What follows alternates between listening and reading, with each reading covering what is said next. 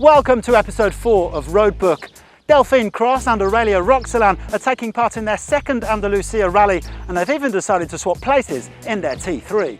C'est ma première expérience en tant que pilote à l'Andalousie Rally. L'année dernière, j'étais copilote d'Aurelia. Voilà, donc moi cette année, je me lance dans la navigation.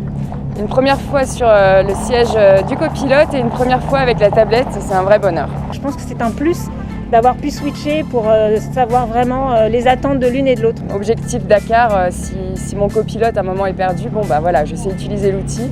Il faut donner du rythme, et avoir du rythme quand on découvre un peu tout ça, c'est pas forcément évident. Mais voilà, on est à l'Andalousie Rally, donc on s'adapte.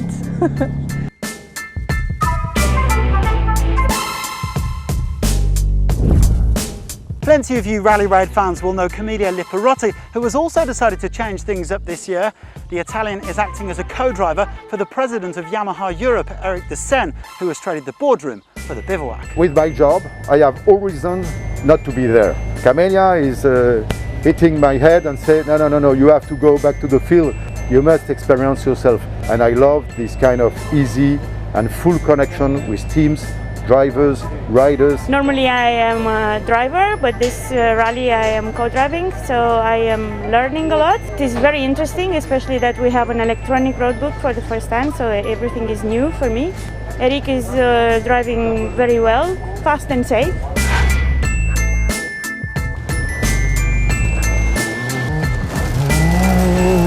We've come to visit the 321 Perform Race Centre on the bivouac, and the idea is to make competitors sharper, both physically and mentally. Here we are inside the 321 Perform Race Center. It's like a mobile clinic, and we do different things. First is test and assessment for the biker or the driver be aware about their profile.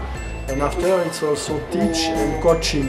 So the goal is to help them to improve the efficiency, to be able to manage a bit differently the behavior, to take less risk. For example, I can see as the last second roll or danger, and I have to react really quick. React with 2 seconds is too long. React with 500 milliseconds, it's okay. So the goal is to be comfortable, to survive, to finish, and to take not many risks and be efficient. That's it for episode 4 of Roadbook. Don't forget to like, share and comment, and join us next time.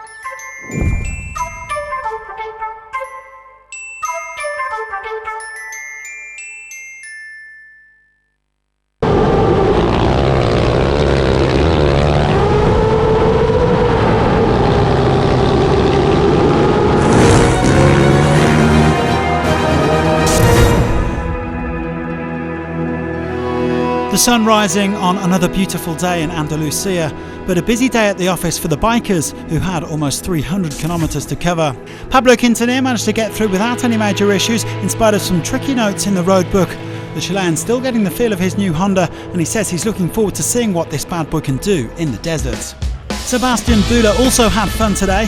He thinks that these heavy rally bikes are better suited to the fast and open tracks rather than the more technical stuff.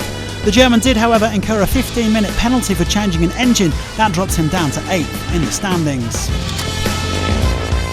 Several of the top guys held up by minor discrepancies between the roadbook and the GPS, but Lorenzo Santolino was happy enough as he once again opened for the whole day. The Spaniard started to lose a bit of traction after 100k and took things a bit easier. He was 3rd on the day and slipped to 2nd overall. Joaquim Rodriguez had a few dicey moments, going off the track twice at high speed, but he kept it on 2 wheels and managed to get back to the bivouac safe and sound. The Portuguese rider was actually told he'd won at the finish line due to a bit of confusion over the results, but he still had an impressive showing in 2nd place. Rodriguez very impressed with the performance of this hero, and he is running in 4th place overall. Joan Barreda's another rider who likes the fast stages, so he was in his element. The Spaniard lost the overall lead yesterday due to a speeding penalty, but he roared back to the top of the standings as he won the stage by almost 3 minutes. He says that it's been a tough rally, but he's in an ideal position now to go home with the winner's trophy. He just has to keep an eye out for any traps in the fourth and final stage tomorrow.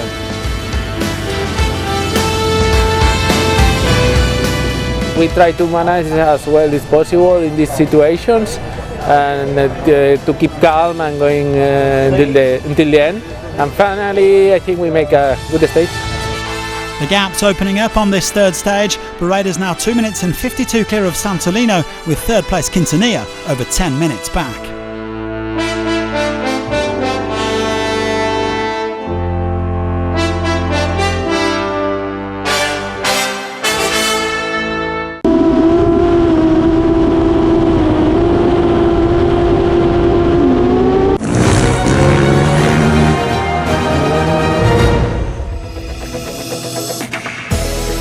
Cristina Gutierrez had a better outing than yesterday in the lightweight vehicles, even if she and François Cazalet had to change their intercom at one point after crossing a river. The Spaniard getting plenty of noisy support from the locals as she cruised home in third place. Mitch Guthrie was very happy with his pace and handling. The defending champion tore up his OT3 pretty badly on stage 1, but he managed to limit his losses, and after finishing second today, he's back on the podium. But it was exactly the same Red Bull 1-2-3 as yesterday, and another win for Guillaume de Mévius. The 26-year-old admitted that his rally background was ideal for this spin around Andalucia, and he may find it harder keeping up with his teammates in the desert. He remains top of the pile, 11 minutes clear. For sure, I'm very happy with the first race, very happy with the car, very happy with everything. After 2 successive stage wins, Khalifa Al-Attiyah had a trickier day in the SSVs. The Qatari ended up on his side at one point, but got a helping hand from some locals and only lost around 5 minutes. Aaron Domzala changed his setup and was very happy with the results, saying they had much better speed, turning and braking. The Pole has a sore coccyx from his stage 1 crash and suffered a puncture, but he still came home second, not far behind his Monster Energy Can-Am teammate, Austin Jones. The American promised to go for it today, and he did exactly that, pushing hard from start to finish. He doubled up by taking a superb stage win and snatching the overall lead. He and Gustavo Gugelmin are now in pole position to take the victory. No problems, no punctures, no crashes, no mechanical issues. We flew all day today, so it was really good. Exactly what we needed.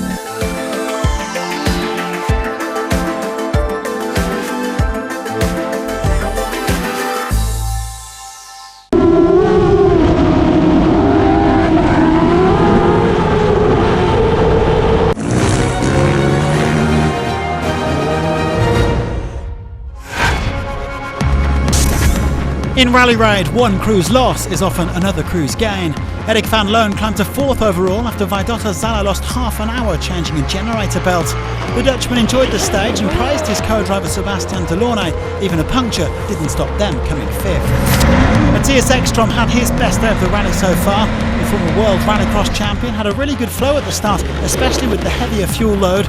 His rear-wheel drive Mini began to slide around a bit more as the stage wore on, but he still came 4th, even more impressive given that his co-driver Emil Bergqvist had a bad stomach.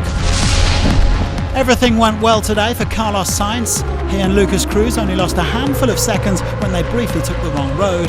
The Spaniard finished 3rd and he stays 2nd overall, though he has a fair chunk of time to make up to the leader, Nasser Al-Attiyah. He says he'll keep fighting until the end, and we wouldn't expect anything less from El Matador. Yazid Al-Raji set a good tempo all day and finished 2nd for the 2nd day running. The Saudi said it was perfect to be back up to 3rd overall, more than perfect in fact, given the time that he lost back on stage 1. He had no power steering for the final 30 kilometres, but finished within 2 minutes of the winner. And that was of course this man, Nasser Al-Attiyah. The defending champion had a very good feeling at the start, and he managed to push all day without taking risks. He is determined to finish the job and claim victory tomorrow, because in Rally Raid, like in sport in general, success often breeds success.